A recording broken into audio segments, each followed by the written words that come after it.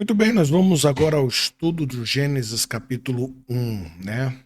Então, vamos começar hoje a ler o livro de Gênesis, o primeiro livro da Bíblia. E antes de Deus começar qualquer coisa, ele primeiro termina, né? Primeiro ele termina para depois ele começar. Então, tem uma passagem na Bíblia, uma introdução para você entender, que diz assim, Isaías 46:10. Anuncia o fim desde o princípio, e desde a antiguidade as coisas que ainda não sucederam. Que digo, meu conselho será firme e farei toda a minha vontade. Então, antes de Deus iniciar o seu projeto, né, do início até o fim, primeiro ele terminou. Deus, ele é onipotente, Deus, ele tem todo o poder, ele é onisciente, né? Ele sabe de todas as coisas. Ele é onipresente, está em todos os lugares ao mesmo tempo. Então Deus sempre esteve e sempre estará no controle de tudo e de todas as coisas. A Bíblia vai falar em Apocalipse 13:8 o seguinte: E adoraram-na todos os que habitam sobre a terra, esses cujos nomes não estão escritos no livro da vida do Cordeiro, que é Jesus, aquele que foi morto desde a fundação, quer dizer, do início do mundo. Então, olha só que revelação importante, né? Quando é que Jesus Cristo morreu? Antes da fundação do mundo. Ele não morreu lá no Calvário. Né? Deus já tinha descido ou decidido antes da fundação do mundo que Jesus ele iria morrer por nós. Então Deus, antes de criar o homem, Adão e Eva, antes da tua salvação, antes da minha salvação, a salvação já estava pronta.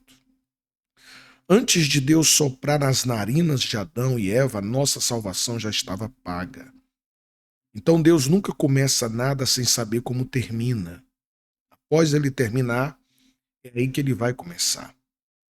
É como se você estivesse lendo o livro e você está vendo ali o herói, né, no livro, só gemendo, sofrendo, no início do livro. E você quer ver qual é o final do livro. Aí você pula lá para o fim e vê que no fim o bem vence, né? Então Deus sempre esteve, sempre está e sempre estará no controle de tudo. Deus nunca vai iniciar nada sem saber como essa obra termina. Tudo que Deus começou, ele sabe como vai terminar. Isso é fundamental você entender também no último livro da Bíblia, o Apocalipse. Porque do Gênesis ao Apocalipse, tudo já está transparente aos olhos de Deus. Ele já sabe o início, o meio e o fim de tudo. Porque antes dele começar, primeiro ele terminou. Né? Após ele terminar, é que ele vai começar a sua obra. O Apocalipse é o final da história. Então, Gênesis, capítulo 1, ele tem 31 versículos. Moisés, ele escreveu o capítulo 1 de Gênesis depois de 2.500 anos após o dilúvio. Então, é muito tempo de história, né? 2.500 anos que Moisés ele vai retratar em um capítulo. Então, isso é essencial para você entender muita coisa na Bíblia. Quer dizer, ele não vai contar tintim por tintim, detalhe por detalhe, não. Então, vamos começar. A Bíblia vai dizer: No princípio criou Deus os céus e a terra era sem forma e vazia. Havia trevas sobre a face do abismo e o Espírito de Deus se movia sobre a face das águas. Então, olha só que coisa interessante.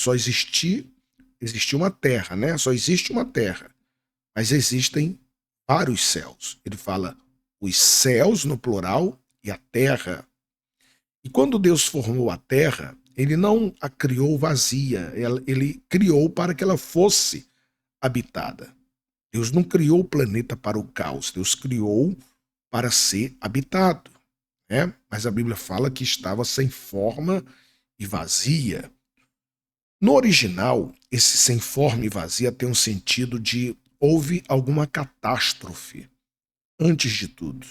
Antes de Deus criar essa terra habitável para o homem, houve uma catástrofe. Que catástrofe foi essa que houve na terra, né? Aconteceu uma catástrofe. né? E o que será que aconteceu? Então, vamos lá. Antes de Deus criar o ser humano, a Bíblia vai falar em Ezequiel 28, versículo 13, sobre o querubim ungido. Não era qualquer querubim. É o único querubim da Bíblia, o único depois dele. Não teve outro. Nós chamamos ele de Lúcifer. E a Bíblia diz lá em Ezequiel 28:13 o seguinte: Estivestes no Éden, jardim de Deus, de toda pedra preciosa era a tua cobertura, sardônia, topázio, diamante, turquesa, ônix, jaspe, safira, cabúrculo, esmeralda, ouro, em ti se faziam os teus tambores e os teus pífaros no dia em que fostes criado, foram preparados. Olha só. Eras o querubim ungido para cobrir, te estabeleci no monte santo de Deus, estava no meio das pedras afogueadas, andavas. Perfeito eras nos teus caminhos desde o dia em que fostes criado, até que se achou iniquidade em ti. Então a primeira coisa, onde ele morava, né? Onde ele habitava, o local se chamava Éden. Éden significa paraíso.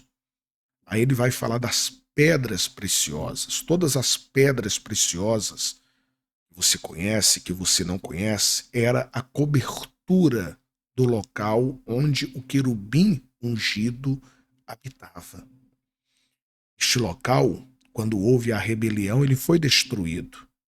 E aí, quando foi destruído, vem o Gênesis capítulo 1, versículo 1. Houve uma catástrofe, né? A terra era sem forma e vazia. Então, quando houve essa catástrofe, foi quando ele caiu na terra, né? Deus destruiu o paraíso onde ele habitava.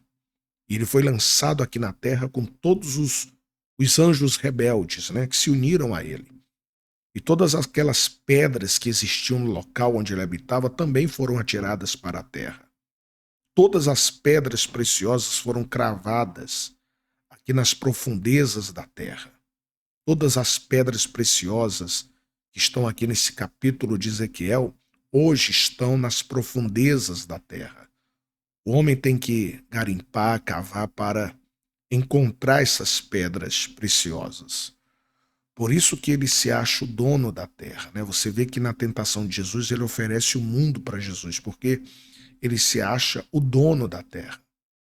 Então, na queda dele começa o Gênesis 1, versículo 1 e 2. Então, Satanás, ele sempre teve os seus agentes humanos, né, trabalhando aqui na Terra. Ele sempre conseguiu controlar como os seres humanos seriam ensinados. Por exemplo, de que forma seriam doutrinados. E a lavagem cerebral, começou cedo. Porque olha essa imagem aqui, né? Desde criança eles fizeram a gente acreditar que nós evoluímos do macaco, que a vida surgiu do nada. E tudo isso aí é feito para que Deus ele seja tirado da história. Aprenda isso. Então, no princípio, criou Deus os céus e a terra era sem forma e vazia, havia trevas sobre a face do abismo e o Espírito de Deus se movia sobre a face das águas. Então, com base, né, nestes versículos, nós notamos que, além de toda a escuridão que envolvia o ambiente da criação, a água já existia. Nenhum momento a gente observa, né, biblicamente, quando que a água foi criada por Deus. Não tem revelação acerca desse assunto. E aí ele vai falar. Disse Deus, haja luz, e houve luz. Viu Deus que era boa luz e fez Deus separação entre a luz e as trevas. Deus chamou a luz dia e as trevas chamou noite. E foi a tarde e a manhã o primeiro dia. Então, a luz que Deus criou, essa luz não é o sol, tá, pessoal? Nós vamos chegar ainda lá no sol. Antes de Deus criar o sol e a lua, ele criou a luz. Que luz é essa, hein? Que luz é essa que existia na terra sem o sol? Era uma luz cósmica que habitava sobre a terra. Ela se distinguia das trevas. né? Muitos perguntam quando que os dinossauros surgiram. Muitos dizem que surgiu nessa era aqui, né? E que depois não comportaram, não deram, não aguentaram o poder do Sol e da Lua, as estrelas, e eles foram extintos, né? Quando é, quando é que eles estiveram na Terra, pastor? Eu creio antes do versículo 13 de Gênesis 1, tá? Então a Terra sendo criada em detalhes por Deus, ela foi se adequando para receber o homem. Isso é algo sobrenatural. Ele vai dizer: e disse Deus, haja uma expansão no meio das águas, haja separação entre águas e águas. Fez Deus a expansão e fez separação entre as águas que estavam debaixo da expansão e as águas que estavam sobre a expansão. E assim foi. E chamou Deus expansão céus. E foi a tarde e a manhã, o dia segundo. Então, o que acontece? A Bíblia diz que do meio das águas, né, Deus criou uma expansão para que haja separação entre águas e águas. Então é muito importante você entender isso. A expansão se chama céus, que foi criado entre as águas, e nós nos encontramos envoltos em água por toda parte. Tem um versículo lá em 2 Pedro 3,5 que ele vai dizer: eles voluntariamente ignoram isto, que pela palavra de Deus, já desde a antiguidade, existiram os céus e a terra, e que foi tirado das águas, e do meio das águas subsiste. Então, Jó também falou: ou estendestes com ele os céus, que estão firmes como espelho fundido. Então, a Bíblia não nos especifica, né? Ela não nos diz qual é a matéria do firmamento, mas compara o firmamento como um espelho fundido. E ele fala que é sólido, né? Duro, espelho fundido. E vamos continuar. E disse Deus: ajuntem-se as águas debaixo dos céus no lugar e apareça a porção seca. Assim foi. Chamou Deus a porção seca terra, e ao juntamento das águas chamou mares. E viu Deus que era bom. Então Deus cria a porção seca, né? A sua criação. Ele está dando forma, né, à sua criação, a terra. Versículo 11 ele vai dizer: disse Deus, produz a terra erva verde, erva que dê semente, árvore frutífera que dê fruto segundo a sua espécie, cuja semente está nela sobre a terra. E assim foi. A terra produziu erva dando semente conforme a sua espécie, e a árvore frutífera, cuja semente está nela conforme a sua espécie, e viu Deus que era bom. E foi a tarde e a manhã, o dia terceiro. Então, tudo que Deus criou para ser habitado, né? Terra para ser habitado, mar para ser habitado. Quando Deus criou a terra, Deus já mandou a terra produzir flores, árvores, frutos. Então a terra ficou totalmente habitada por árvores, frutos, flores, ervas. A terra começou a ser embelezada por Deus. Tem um versículo em Provérbios 8:30, que vai dizer: então eu estava com ele, era seu arquiteto, era cada dia as suas delícias, alegrando-me perante ele em todo o tempo. Muito bacana esse versículo, né? E o Gênesis continua: e disse Deus, haja luminares na expansão dos céus, para haver separação entre o dia e a noite, e sejam eles para sinais e para tempos determinados, para dias e anos, e sejam para luminares na expansão dos céus, para iluminar a terra, e assim foi. E fez Deus os dois grandes luminares, o luminar maior para governar o dia e o luminar menor para governar a noite, e fez as estrelas. E Deus os pôs na expansão dos céus para iluminar a terra, e para governar o dia e a noite, para fazer separação entre a luz e as trevas. E viu Deus que era bom. Foi a tarde e a manhã, o dia quarto. Então, sol, lua, estrelas foram criados para sinais. Não foi somente porque nós precisamos de luz ou calor. Deus criou o sol e a lua para sinais, quer dizer, agendamentos divinos. O próprio Senhor Jesus falou isso, né? Haverá sinais no sol, na lua, nas estrelas e na terra. Angústia das nações em perplexidade, bramando o mar e as ondas. Então, aqui existe um princípio de que nós temos que entender que muita coisa foi destruída por não suportar a luz solar. Muita coisa se desfez aqui agora, né? Então, toda essa questão de sol, lua, estrelas mudou todo o sistema do planeta. Muita coisa foi extinta nesta era. Então, é curioso, né? Como a Bíblia ela cita frequentemente o sol, luas, estrelas, quando fala sobre a criação. Interessante é que nos cita aqui a existência de planetas, né? Não fala, nem fala sobre a criação dos planetas, fala estrelas. Eu me lembro daquela passagem de Josué, quando Josué presenciou que Deus fez parar, né, o sol, a lua, ele precisou que Deus intervisse na natureza e mantivesse o dia claro para que o seu exército vencesse uma batalha. Ele não orou para que Deus detivesse a terra em um suposto movimento de rotação e translação em torno do Sol, mas que o Sol se detivesse e parasse temporariamente, né, de correr sobre a terra. Como de fato aconteceu. A passagem diz assim, ó. Então Josué falou ao Senhor no dia em que o Senhor deu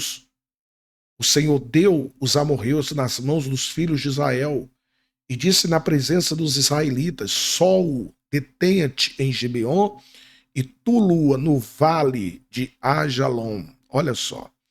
E o sol se deteve, a lua parou, até que o povo se vingou de seus inimigos. Isso não está escrito no livro de Jaxé. O sol, pois, se deteve no meio do céu e não se apressou a pôr-se, quase um dia inteiro.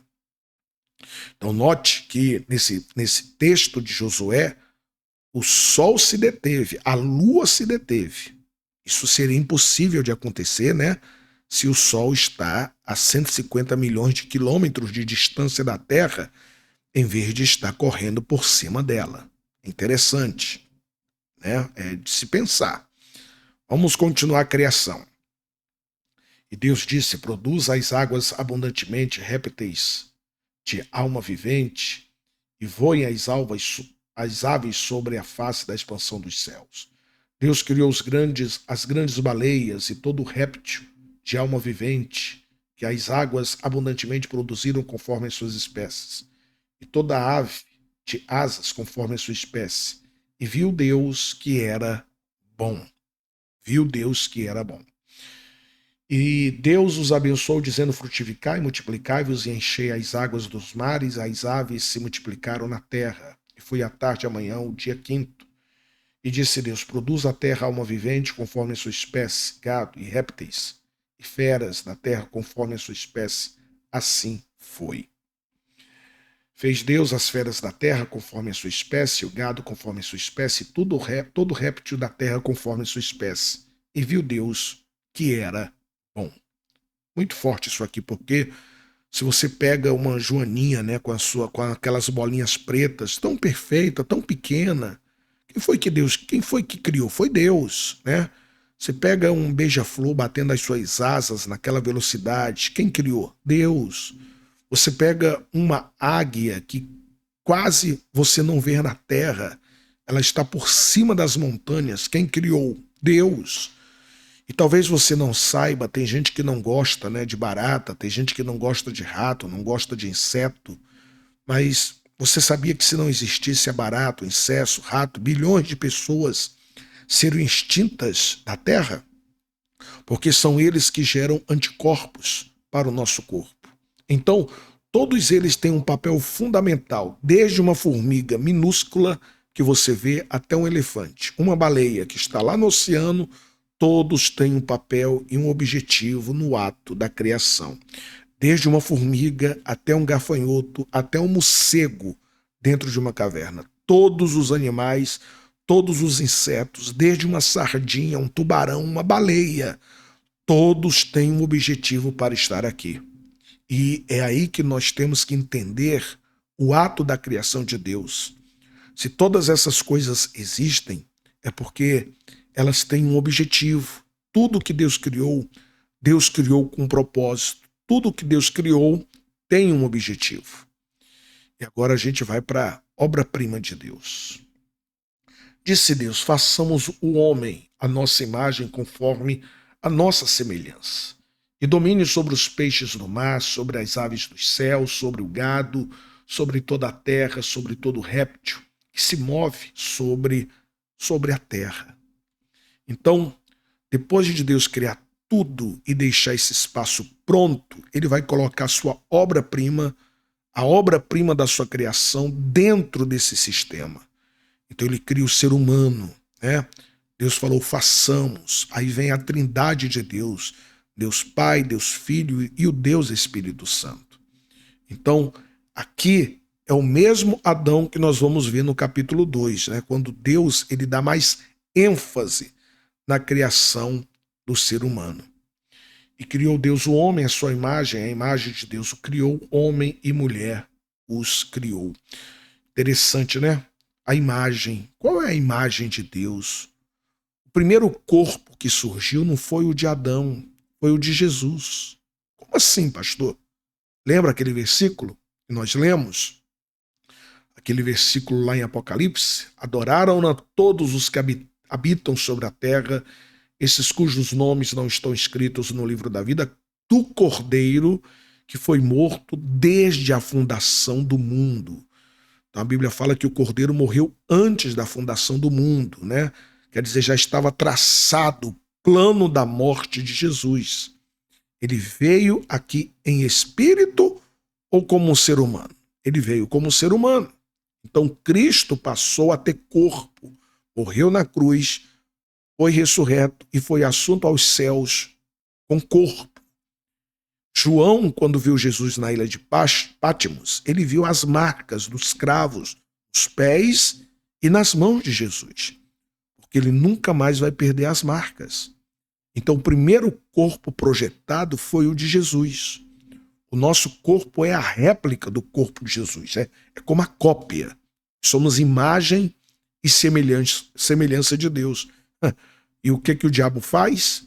O diabo, ele vira a cabeça das pessoas para que elas não tenham a aparência de Jesus. Já percebeu que o diabo está fazendo o que ele faz com as pessoas? Ele está fazendo as pessoas se parecerem com ele. A imagem do diabo, a imagem das trevas. E Deus os abençoou e Deus lhes disse, frutificai, multiplicai-vos e enchei a terra, sujeitai-a e dominai sobre os peixes do mar, sobre as aves dos céus, sobre todo animal que se move sobre a terra. Então Deus manda encher a terra e não o Éden. Presta atenção nisso. Deus manda encher a terra e não o Éden. Muitos pensam que os primeiros filhos de Adão e Eva foram Caim e Abel. Não.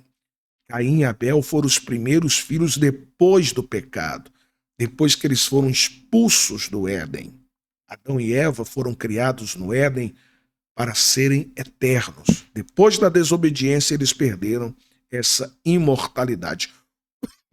Os rabinos de Israel, eles dizem que Adão e Eva, eles viveram muitos milhares de anos dentro do Éden. Foi muito tempo. E quando Adão e Eva foram expulsos do Éden por causa do pecado deles, eles já tinham muitos filhos, milhares de filhos fora do Éden. Viu Deus tudo quanto tinha feito, e eis que era muito bom. E foi à tarde e amanhã o sexto dia. Vamos ficando por aqui. No próximo vídeo nós vamos estudar Gênesis capítulo 2. Deus abençoe.